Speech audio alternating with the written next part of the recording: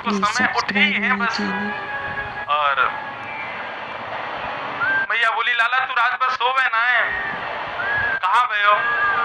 इनको सांची बता आज। बोले मैया मैंने तेरे काजे बहू देख ली है। ठाकुर जी बोले यशोदा मैया बोली मोह दोनों आवे तो पे न मोह धो के दिखाइयो कैसे धो मैं? बोले मैया वो तो बहू धो देगी ना, मोह धोवे में कहा जावे। अभी कितनी ठाकुर जी, अच्छा हमारे वृंदावन में श्यामा जो ठाकुर जी दोनों की आयु ये बाल अवस्था में ही रहते हैं, पौगंड अवस्था भी नहीं आती है, युवावस्था तो बिल्कुल ही नहीं आती है। मतलब इसका आध्यात्मिक अर्थ ये है कि जिन अवस्था में आके मानव के अंदर विकार उत्पन्न हो जाते हैं, उन अवस्था में कभी हमारे श्याम सुंदर और किशोरी जी नहीं पहुंचते। ये सदा नन्हे से 4-5 वर्ष के बालक की भांति ही रहते हैं। भाव बिल्कुल निष्काम पे महाराज, ऐसे ये रसिक जनों के भाव हैं कि इसमें ऐसे रसिक जन वर्षों वर्षों तक गोते लगाते रहते हैं। ठाकुर जी बोले मैया मैंने तेरे काजे बहू ढूंढ ली है। और मैया तो मुंह से बड़ी दिक्कत है ना कि मैं मुंह सब लोग चोर चोर कह के पुकारे। बोले हाँ। बोले मैया मैं तू कुछ सौगंध खा के आज एक बात कह रहा हूँ, तू मेरे व्यापक को कर दे, मैं चोरी करना छोड़ दूं।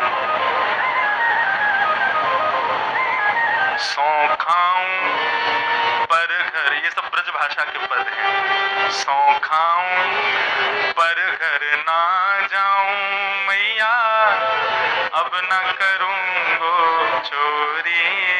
अब पर घर नहीं जाऊंगा कभी, पर सांची कह कब लावेगी मोकू तू दुल्हन गोरी, मुझको गोरी दुल्हन कब लावेगी। अब तो मैया अटपटी बात ऐसी नन्हे से ठाकुर जी से सुननी है तो उठा के गोदी में बैठा ली। अच्छा कैसी बहू चाहिए तुमको? बोले मैया देख सुन कैसी बहू चाहिए बताऊंगा, वैसे तो मैंने देख रखी है फिर वो बता रहा हूं कैसी चाहिए। बोले भोरी सी होए सुभग छोटी, भोरी सी हो छोटी सी हो। कितनी छोटी? बोले मैया इतनी छोटी कि जब मैं गैया चरावे जाऊं तो मेरी पत्ती पे चढ़ के चली जाए करे। मैया बोली वाह ऐसी बहू लावे हो? बोले अम्बे भोरी सी होए सुभग छोटी। और बाकी नैन नक्श कैसे हो मैया? सुआ सारी नाक आंख मोटी, तोता जैसी पैनी तो बाकी नाक हो, बड़ी बड़ी आंख हो। अच्छा और कैसी हो? तोते दिखाए मुख घूंघट में मुस्का जाए थोड़ी थोड़ी। जैसे मैया तू बाकी सामने आवे ना सोई घूंघट कर ले और मंद मंद मुस्का जाए करे, ऐसी बहू मुंह को लिया। मैया बोली वाह रे कन्हैया यही सब चलतो रहे तेरे दिमाग में रात भर, यही मारे ना सोवे। बोले मैया देख तू रस में नमक मत डाले, अभी जो मैं कह रहा हूं मेरी बात सुन। अच्छा और बता। मैया एक बात तो समझाऊं। बोले कहा एक मेरी बात समझ ले। बोले कहा बलदाऊ संग न ले जाऊं, या दाऊ दादा संग न लेके जाऊंगा अपने ब्याह में। मैया पूरे नंदगांव में ले जाऊंगा लेकिन यहाँ बलराम में ना लेके जाऊंगा। मैया बोली क्यों? बलराम ने तेरो कहा बिगाड़ो? बोले तो ते बाबा ते कह के मगवाए दी जो चढ़वे को सुंदर घोड़ी। बलराम को क्यों ना लेके जाएगा? बोले गोरो है ना, कहीं आके गोरेपन को देख के बहू को मन फिसल को माने मोरी जगह याकू माला पहना दी तो मैया याकू ना लेके जाऊंगा मैं। तो मेरी बात पहले ही सुन ले, सब जाएंगे बराती में, कहीं बाद में सब समझ ने कहीं बड़ो भैया क्यों ना आयो तो तू संभाल लियो बात को। और मैया तू मेरी बात मान, तू तो अवई जा। अच्छा ये तू सुन के आप ये मत सोचना कि ठाकुर जी तू क्यों कह रहे हैं, हमारे ब्रज में तू से ही बात करते हैं। अब थोड़ा बदल गया, अब थोड़ा मॉडर्न हो गया, माँ को आप सब करके बोलते, लेकिन वास्तव में हमारे यहाँ तो बूढ़ी बड़ी माताओं से आज भी तू करके ही बोलते हैं। अरे मैया तू कहाँ को जा रही है, तू कहाँ से आ रही है, ऐसे ही बोलते हैं। तो मैया तू तो अभी जा और नंद बाबा से कह के सुंदर सी घोड़ी मंगा ले, बाबा बैठ के मैं जाऊंगा। मैया बोली अच्छा इतनी सबर नहीं है, आज ही करेगो ब्याह? फिर अगली बात कह रहे हैं, मैया मेरी एक बात मेरी और सुन ले, एक बात और सुन ले। मैया बोली कहा, गोपिन पे मंगल बजवाए दे। अब तो तू गोपिन को बुला दे और घर में ढोल नगाड़े बजन दे, मंगल गीत गवन दे, और मोई गोरो दुल्हा बनाए दी जो कहीं हंसे न वहां की छोरी। भैया तुम को गोरो बनाए दे, मेरा ऐसा श्रृंगार करियो कि कहीं वहां की गोपी मेरी सारी सरेज, मेरी बहू और बहू की जो छोटी छोटी बहन होंगी। अच्छा ठाकुर जी हैं 4 वर्ष के, बहू आवेगी 1 साल छोटी 3 वर्ष की, और सारी होंगी 1-1, 2-2 साल की। तो ठाकुर जी कह रहे हैं कि कहीं मुंह को देख करके मेरी सारी सहज हंसे नहीं, या हमारे मैया तुम मुंह को गोरो दुल्हा बनाए दीजो। अब यहाँ ठाकुर जी मैया से ऐसी मीठी मीठी बात कर ही रहे हैं, इतने में बाहर से आवाज आई, अरे कान कुंवर, अरे काना कुंवर। जैसे ही कान कुंवर नाम सुनो, इतने में ही ठाकुर जी मचले, मैया बहू आ गई। चल अब बाहर जाकर के देखो तो छोटी सी किशोरी, छोटी सी किशोरी मेरे अंगना में डोले रे, छोटी सी किशोरी मेरे। मैंने वासो पूछी लाली, कहा तिहारो नाम है, हंस हंस के बतावे मेरो राधा राधा नाम है, छोटी सी किशोरी मेरे। आप गर्ग समेता कभी उठा के देखें, वहां तो श्री कृष्ण राधा विवाह हुआ है। हमारे ब्रज वृंदावन में तो आज भी सब लोग उसी भाव में ही रहते हैं। किशोरी जी पधारी, अब तो ठाकुर जी देख रहे हैं, और यशोदा मैया ऊपर खड़ी, लाला जे कौन है? बोले जय है मैया। देख सुआ सारी नाक, आंख मोटी, और तो देख देख के कैसे मुस्कुराए रही है। बोले मैया यही है, जैसे मुंह को करनो ब्याह। मैया गई, नेक्स्ट सी किशोरी जी उठा के गोद में बैठा लियो। अरे लाली तू कौन है, कहां से आई है, तेरा काम कौन सा है? बोले मैया आप सब जानो। सब जानो मतलब? बोले आप मेरी मैया को भी जानो, मेरी मैया कीर्ति मैया, आप रोज सवेरे यमुना स्नान करवे जाओ उनके साथ। अच्छा तो कीर्ति की छोरी है तू? बोले हम बे उन्हीं की लाली। बोले तेरी मैया का, तेरे तो बाबा हुए जाने हम, इतना बूढ़ा होगा अब तक यहाँ तक काजर लगावे। बोले मैया अब ऐसे तो मत कहो हमारे बाबा के बारे में, तुम्हारा छोरा कोई कम ना है। यशोदा मैया बोले देख देख लाला, अब ही तो जवान लड़ा रही है बहू, आगे क्या करेगी? बोले मैया तो तुम भी तो सीधी सीधी बात ना कर रही बातें। यशोदा मैया ने जैसे किशोरी जी की बात सुनी है, अब तो यशोदा मैया को हृदय मन मान ही ना रहा हो कि मैं किशोरी जी को उतारूं, गोदी में ही बैठा लें, और उन्हीं को लेके गौशाला जा रही हैं, वहीं से दूध लेके आ रही हैं, यहाँ दही चलवा रही हैं, मक्खन निकाल रही हैं, सब करके काम के किशोरी जी गोदी में बैठी हैं। अब किशोरी सोच रही मैं मिलवे तो आई कान कुंवरते, या तो हमारी मैया ने उठा ली है, वहां सब मेरी बात निहार रहे होंगे बरसाने में। किशोरी जी थोड़ी सी अकुलाई सी है गई, तो यशोदा मैया बोली कहाँ गए हो? बोले मैं मैया पास जाऊंगी, मेरे बाबा बात निहार रहे होंगे। बोले अच्छा रुक अभी तो को भेजूं। अंदर से यशोदा मैया लाई महाराज, आंखन में काजल लगायो, बिंदी लगाई, सुंदर चुनरी उड़ाई, पैरन में महावर लगायो, पाजेब पहनाई, हाथन में कड़ूला पहना दिए, और नई पोशाक पहना दी। किशोरी जी को श्रृंगार कर दियो, यहाँ लाल छोटी छोटी ऐसी बिंदी बना करके पूरे मुखमंडल को श्रृंगार कर दियो, होटल में लालिमा लगा दी, खूब सारे गहना पहना करके, खूब सारे वस्त्राभूषण कर, मानो गोद भराई कर दी। बोले बन गई बहू। बोली जाओ। अब यहाँ बरसाने में सब खोज रहे हैं हमारी श्यामा जो कहाँ है, हमारी लाली कहाँ है, हमारी लाडली कहाँ है। इतने में ही देखो नेक्स्ट सी लाली और इतना सारा सामान भर के गोदी में लेके आ रही है, पैरन की पाजेब बज रही हैं, हाथन के कड़ूला बज रहे हैं, आंखन में बड़ो बड़ो काजर लगो है, ऐसा सुंदर श्रृंगार। जैसे ही कीर्ति मैया ने किशोरी जी को देखो, दौड़ करके गई, गोद में उठायो, बैठा करके बोली ये कौन ने किया तेरा श्रृंगार, और ये पैरन में महावर लगायो, पाजेब पहना दे, ये सब कौन ने कियो, कहाँ गई तू? किशोरी जी बोली मैं कान कुंवर से मिलवे गई नंदगांव, वहां बाकी मैया ने मेरा श्रृंगार किया। इतने में ये सब गोपी बोली मैया ये श्रृंगार ना है, बोले तो गोद भर दई है लाली की, अब तो ब्याह करना पड़ेगा। कीर्ति मैया बोली मुँह कछु करनो आ जाए, लेकिन वाह कारिया थे तो या को ब्याह ना कराऊंगी। इतनी सुंदर मेरी लाली, इतनी सुकुमारी, इतनी कोमल, बात है तो ब्याह ना कराऊंगी। तो इतने में ही हमारे ब्रज में जब लीला होती है तो प्रसिद्ध है एक पूर्णमासी, वो जो ब्याह कराती रहती हैं सब जगह। एक नगर में एक तो ऐसी होती हैं जो सबके ब्याह कराती हैं। कई बच्चे तो उनसे भगते हैं, बोले ये देख लेंगी तो ये कहीं ना कहीं से हमारे लड़का लड़की ढूंढ लाएंगे। ऐसे सब घर में होती हैं एक आध।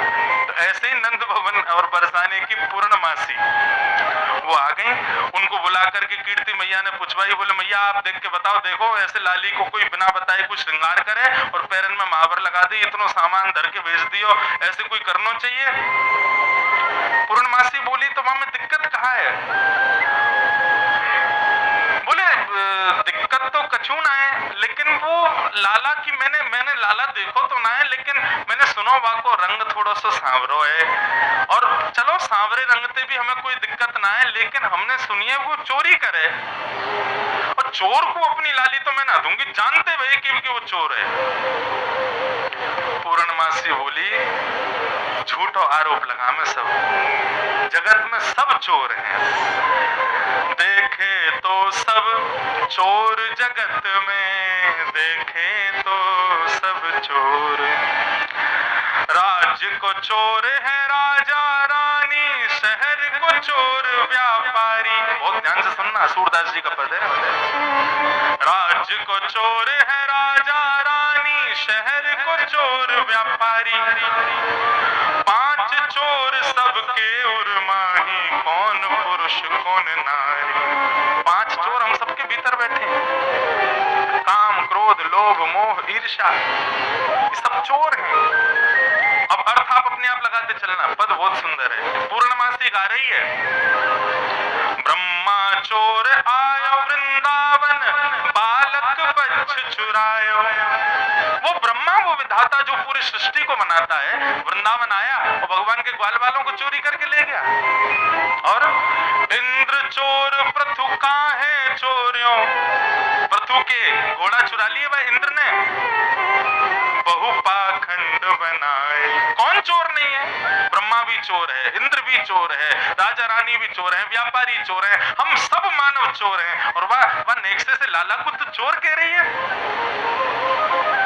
शंकर चोर हरत वह अवगुण, सबके अवगुणों को चुराते हैं। कौन? शिव, वो भी चोर है। शंकर चोर हरत बहु अवगुण, शिव शिव जोय पुकारे। जो शिव शिव गाता है शंकर जी उसके अवगुणों को चुरा लेते हैं, ये भी तो चोरी है। संत चोर हरि हृदय चुरायो, ये सब संत भी चोर हैं। क्यों? बोले हरि को ही हृदय चुरा लियो इनने। संत चोर हरि हृदय चुरायो, जो त्रिभुवन विस्तारे, सब मिल चोर करे श्याम की, जो जैसे बन आवे।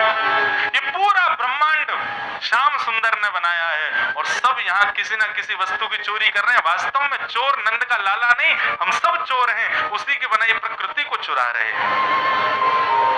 सूरदास सत कहाँ लगी वर्णो, माखन चोर कन्हाई। और केवल माखन चुराने वाले के ऊपर इतना आक्षेप, हम लोग इतना उन पर चोर चोर कह करके पुकारते हैं। बोले हमारे तो ठाकुर जी चोर हैं, तुम्हारे तो भगवान ही चोर हैं, तुम्हारे तो वृंदावन वाले ठाकुर जी चोर हैं। संसार में सब चोर हैं। वह चोर की कहा तुम बात करो। पूर्णमासी की बात सुनकर के कीर्ति मैया थोड़ी शांत हो गई। बोले बोले अच्छा अब आप बताओ आपको मन कहा के? बोले मेरो मन? बोले मेरो मन तो पहले से ही कहे कि भैया इन दोनों की जोड़ी बहुत बढ़िया है, ब्याह कराए दो। बोले ब्याह तो करा देंगे लेकिन एक बार वह लाला को यहाँ बुलाओ, हम बाकी चाल ढाल तो देखें। हमने सुनिए टेढ़ो और चले, वो चले भी सीधो ना है, कहीं पतो चली कहीं कल को अपनी बेटी दे दी और फिर वो टेढ़ी टेढ़ी लचक के चाल चले तो वह को बुलाओ यहाँ पे। पूर्णमासी बोली मैं जाऊं। जैसे ही पूर्णमासी नंदगाम गई, ठाकुर जी गैया चरावे जा रहे और संग में सब ग्वाल बाल भी थे। इतने में ही मधुमंगल भगवान का सबसे प्रिय मित्र है। अच्छा मधुमंगल की आयु बहुत हो गई है, ठाकुर जी छोटे से ही हैं लेकिन मित्र है। मधुमंगल वो देख लाला देख कौन आ रही है? बोले कौन? बोले ब्याह करावे वाली आ रही है पूर्णमासी। बोले हम ब्याह तो रही है भैया, चल आके सामने पड़ जाए तो कम देख के बता देगी कोई बहू हो तो। बोले कछु ना है, मैं आगे पीछे कितने दिन पड़ो रहे हो, आज तक मेरो ब्याह ना करायो, बस मोते यूं कहती रही काजल लगाए कर काजल। मेरी आंख गड्ढे में चली गई काजल लगा लगा के, अभी तक ब्याह ना भयो मेरो। यहाँ के पल्ले मत पड़ियो लाला। अब पूर्णमासी सीधी ठाकुर जी के पास ही आई। अरे कान्हा कुंवर। हाँ मौसी बोलो। लाला ब्याह करेगो? बोले कराए दो, हम तो तैयार बैठे। मधुमंगल आयो, ठाकुर जी पीछे करे पहले मेरो करा, मेरो तो भयो ना अभी तक। पूर्णमासी बोले तेरो ना होगो, अब अगले जन्म में होगो, अगले जन्म तक प्रतीक्षा कर, जाको हेरो बाको तो होन दे। ठाकुर जी तो पूर्णमासी आके बोली चल लाला नेक बरसाने चल, तो को एक लाली दिखा के लाऊं। पूर्णमासी के संग ठाकुर जी गए। मधुमंगल बोलो मैं भी चलूंगो। का पतो जो लाली याकू देखी है बाकी कोई सखी सहचरी सहेली होगी बाकू मैं पसंद ना आ जाऊंगो। मधुमंगल गए उस संग में। जैसे ही ठाकुर जी वहां पहुंचे, पूर्णमासी बोली अरे कीर्ति मैया देखो नंद नंदन आ गए। और नंद नंदन तो छोटे से और मधुमंगल इतना बड़ो। नजर सीधी मधुमंगल पे ही पड़ी। बोले जी नंद नंदन? अरे बाप पीछे वाले मत देखो, नीचे वाले देखो। बोले अच्छा ये है नंद नंदन? बोले हम भाई यही है। कीर्ति मैया को भी हृदय चुरा लिया। ठाकुर जी हमारे यही ऐसे चाल टेढ़ी से चले, पाग टेढ़ी सी धरे, वापे मोती लटकन, डोले ब्रज कुंजों में,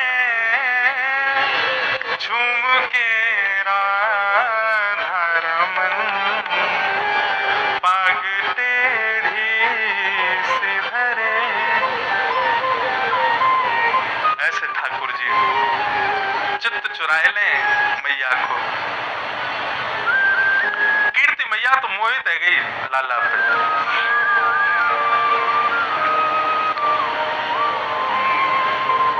दो चार फिर कछु गारी सुनाई लाला को।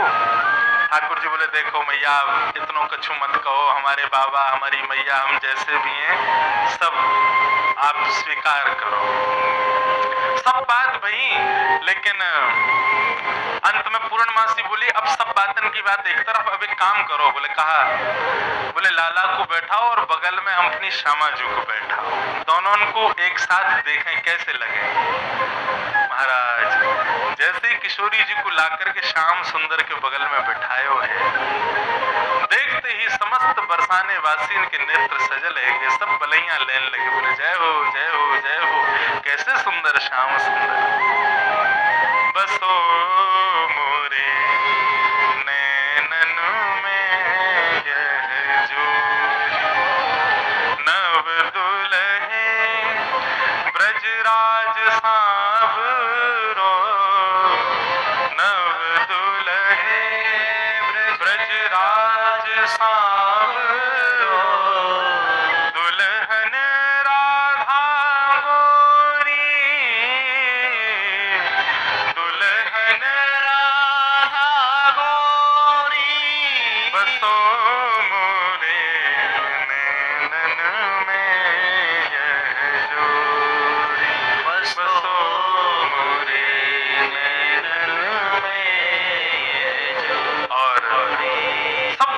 हमारे रीझ गए ठाकुर जी के ऊपर। ऐसी मुख की कांति, ऐसे मुख को रूप निहार के